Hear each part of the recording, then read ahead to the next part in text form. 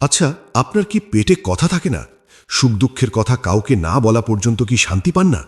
তাহলে ভাই একটু ব্রেক কষেন। আপনি যাকে কলিজার বন্ধু ভেবে সব শেয়ার করছেন, সেই যে আপনার কথার পিঠে রং চড়িয়ে আপনারই সর্বনাশ করবে না, তার গ্যারান্টি কি?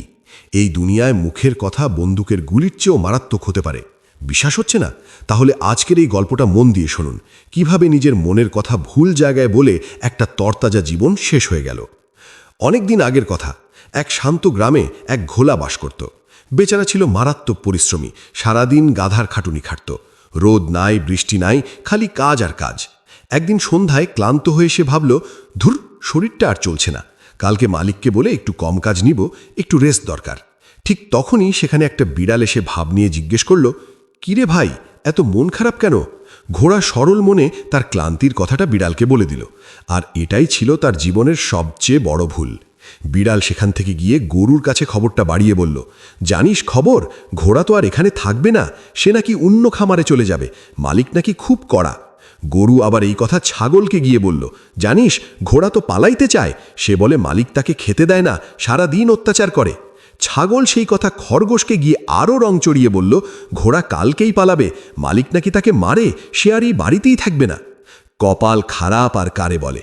সেই সন্ধ্যায় খামারে মালিকের এক কর্মচারী এসেছিল।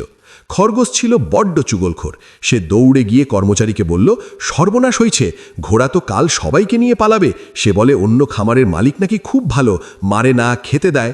কর্মচারী এই কথা শুনে ভয়ে মালিককে গিয়ে বলল, হুজুর, ঘোড়া তো বিদ্রোহ শুরু করছে, কালই সব নিয়ে ভাগবে। মালিকের তো শুনেই রক্ত মাথায় উঠে গেল। সে সত্য মিথ্যা যাচাই করার কোনো প্রয়োজনই মনে করল না। রাগের মাথায় সেই রাতেই ঘোড়াটাকে বিষ দিয়ে মেরে ফেলল।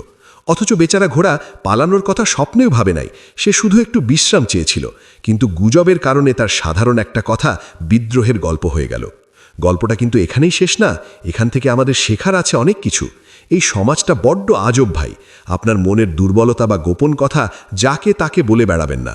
মুখের সামনে অনেকেই খুব আপন সাজবে, বন্ধু সেজে থাকবে, কিন্তু পিঠ পিছে আপনার কথাগুলোই এমনভাবে পেঁচাবে যে আপনার জীবন তছনছ হয়ে যাবে।